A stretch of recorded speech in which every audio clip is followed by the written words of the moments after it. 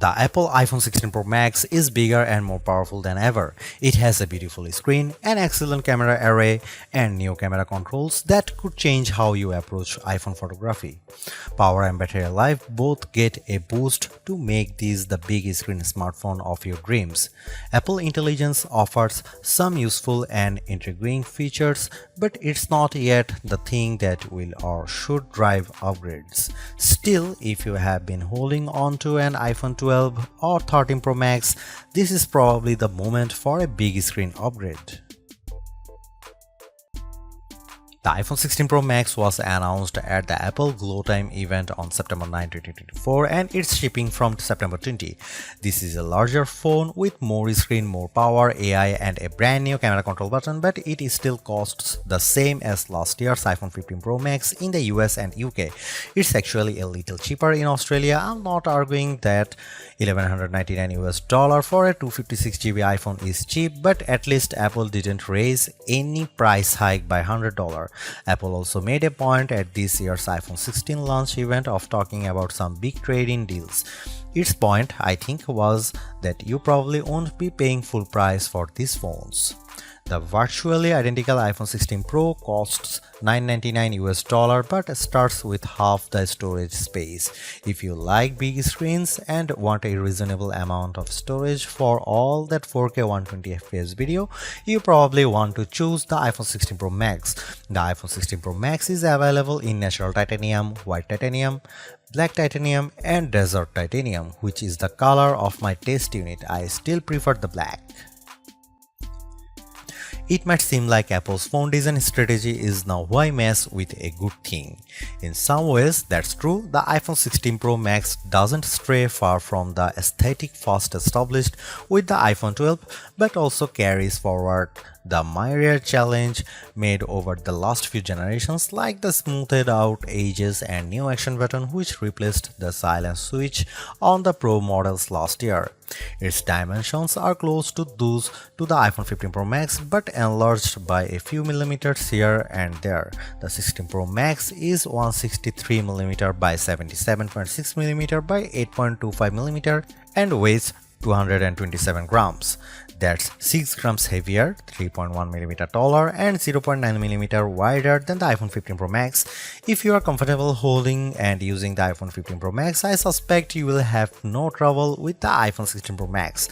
I can't say the new phone feels substantially larger in my hand, but I do notice the difference in screen size. The bottom edge features microphone and speaker perforations, along with a USB-C port that, with the right cable, can support Thunderbolt 4 data transfer speeds. There's also a speaker slot along the very top edge of the display. Together with the bottom edge speaker, this phone can produce undistorted room-filling sound. Highs are sharp, mids are strong, and bass is good for the device size.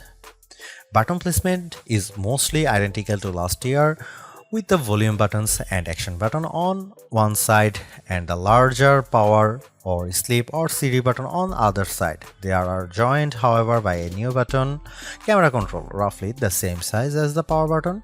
The camera control button is a multi-purpose control that can recognize physical presses and lighter presses to enable haptic response and gestures.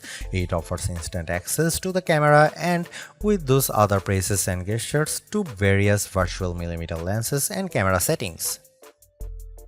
The materials and build quality are once again excellent. Apple used grade 5 titanium on the body over a graphite-clad aluminum substructure. Apple has also upgraded its ceramic shield, which may make it less susceptible to cracks and scratches, although I was quite careful with my 1TB desert titanium test unit, so I can't say for certain if this is the case.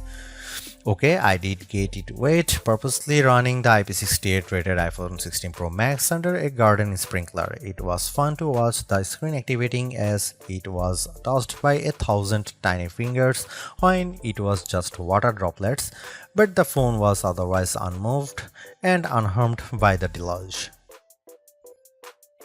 Sometimes I wonder how Apple might say its next screen technology. Will it add duper to it so it becomes super duper Retina XDR display?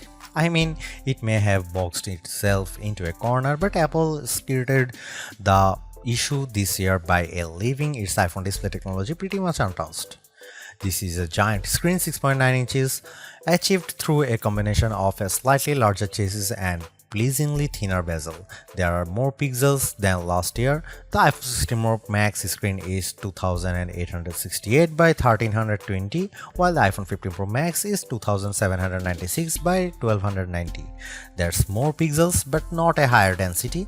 This is still 460 ppi and so falls behind the Samsung Galaxy S24 Ultra's QHD Plus display, at least on the ppi front.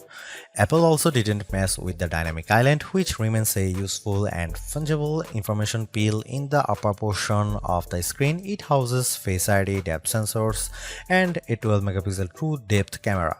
The camera takes excellent selfies and is my go-to for biometric unlocking. While the display's core specs haven't changed, they are worth noting. It's a wide color gamut screen that supports HDR True Tone always on display, means you can see a less saturated version of your lock screen without unlocking the phone, 2000 nits of peak brightness outdoors, and Pro Motion. Speaking of which, everything I did on the iPhone 16 Pro Max looked fantastic. I don't even notice the dynamic island when it's inside one of my games, and streaming videos via the likes of Netflix tends to crop out the cutout. I know everyone wants to talk about Apple Intelligence, but it's the changes to the core iOS 18 platform that will have the biggest impact on your iPhone 16 Pro Max day-to-day use. Photos, for instance, has gotten a huge overhaul, and one that I'm not entirely sure makes it better. It's a situation of who moved my cheese, as many of your core features may have shifted or been replaced. The Photos app now defaults to search and collections, which might throw people who are expecting to see their photo library. Still, if they get used to using search for some natural language queries that yield useful image results, they might be pleasantly surprised. The iOS interface is now more customizable, and if you want, you can leave spaces in your app grids. You still can't place an app icon in space that, say, straddles two spaces in the invisible grid, but I think people will appreciate this new level of flexibility. Apple seems a bit obsessed with summarization. Summaries exist in writing tools and in the new Safari, which has a slightly hidden highlights feature. Look for a tiny hamburger menu on the left side of the address bar. You can use that to turn it on, and it will take, for example, a lengthy New Yorker article about Ronald Reagan and condense the thousands of words into a paragraph summary. Impressive. So I worry that such a boil down might leave out important nonsense. There's even a new passwords app that consolidates and surfaces all the password feature Apple has previously hidden in features like keychain. Now you have an easy to access app to manage sometimes confusing password and security word. One of my favorite new iOS 18 features is Math Notes. Inside Notes, you can scribble any question, and when you put an equal sign at the end of it, Math Notes automatically solves it and writes the answer in what will look just like your own penmanship. It's a smart bit of machine learning. None of this is as sexy as Apple Intelligence, but this and the myriad of other changes coming with iOS 18 might be more readily practical than what you can currently do with Apple's AI efforts. Apple's 13-year-old digital assistant has burst out of its floating bubble, and now when you summon it, takes over the whole screen. I switched between calling Siri by name and using a long press on the power button to call it, and each time the entire screen was encased in a beautiful multicolor glow. The display almost appears to flash when you press that button, and when you make your request, the screen pulses in response. Siri really seems more alive than ever. This, too, might be the most exciting part of the update. Apple Intelligence features that give Siri access to information about you on the phone to make its responses more contextually relevant are not here yet, nor are app insights that might help dig into applications to enable features and actions. Instead, we get a Siri that is somewhat better at handling the ahs and ums that sometimes happens when you are trying to craft a Siri prompt. I found that Siri can understand some confused talk, although if you are nearly incoherent, Siri will be lost too. Siri did well on some question and was effective at opening the FaceTime camera when I said I wanted to take a selfie. It also did well when I asked how I could share my Wi-Fi password, returning a concise step-by-step guide. One other nice Siri update is the text to Siri. All it takes is 3 taps on the bottom of the screen to open a Siri window in which you can type in your prompt. It's a nice, discreet way of getting the answer or help you need. Writing tools, which you can find when you type text in notes, emails, or messages, offers to make your writing better in a variety of ways. I'm a confident writer and communicator in email and messaging, so AI assistance in these tasks doesn't appeal to me. There are 2 millions who feel otherwise and may find these tools useful. I noticed how while writing tools offers to make your text more professional, concise and friendly, it does a stellar job of never losing a misconstructing the meaning of your original text. Photos is where Apple Intelligence shines. The new cleanup option in Edit is effective at removing unwanted objects from phone. When I opened a photo and tapped the cleanup eraser icon, it immediately offered to remove a few people from the background of my photo. I wanted to keep them, so I choose an object I wanted to remove, drawing over it. Precision is not a necessity. I drew over parts of it and cleanup identified the complete object. When I took a picture of my wife at an outdoor restaurant, I noticed that you could still see all the cars parked behind her. I used cleanup to remove them one by one. It did a good job. In all, Apple Intelligence shows early promise, but compared Google Gemini and Galaxy AI, it seems a bit limited. Siri still doesn't have that open LLM feel where you could ask it almost any question or solve any problem. There is no AI image generation, not even the promised Gen emojis. It's still an English-only tool, and the promised third-party integration with ChatGPT and potentially Gemini have yet to materialize. It's a good effort, but this version of Apple Intelligence is not the one that will spark a billion upgrades. While Apple hasn't radically changed the iPhone's camera array, there are enough changes in hardware, software, and image processing, along with the aforementioned camera control button to make the imaging system feel fresh and new. On paper, we have just one notable megapixel upgrade, the 48 megapixel ultra-wide camera, which will not only improve wide-angle shots but has a measurable impact on macro quality. Still, even though Apple didn't squeeze a much higher pixel count into the main camera, it did upgrade the sensor and is promising much faster shutter speeds, and the autofocus is now enhanced with dual autofocus sensors. These are the kinds of incremental changes that should improve both the experience of using the quality delivered by the main camera sensor, but they are also hard to measure.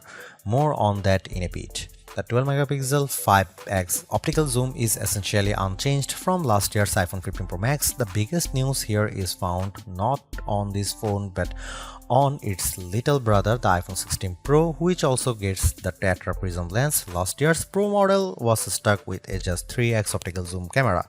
Similarly unchanged is the 12 megapixel FaceTime camera on the front.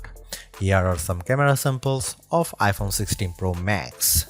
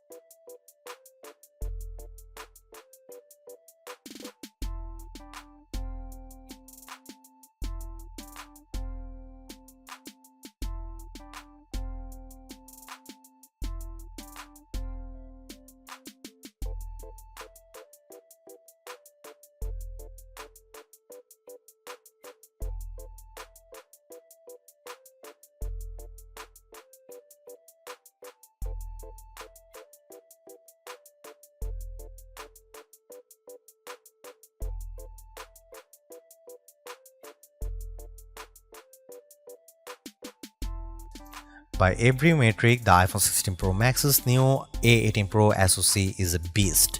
It outperforms the A17 Pro and Qualcomm's Snapdragon 8 Gen 3 in most benchmarks, while Apple isn't backing the CPU with as much memory as you might find in, for instance, a Google Pixel 9 or Samsung Galaxy S24 Ultra. The iPhone 16 Pro Max and its A18 Pro chip make good use of the 8GB it has. That the iPhone 16 Pro Max is essentially a mini computer in your pocket should surprise no one. Apple Silicon has provided ample power for everything from everyday productivity tasks to 4K video editing and AAA console gaming. The A18 Pro is no different, but in this case, we have an even larger canvas on which to enjoy its benefits. I'm not sure I could find a task this phone couldn't handle.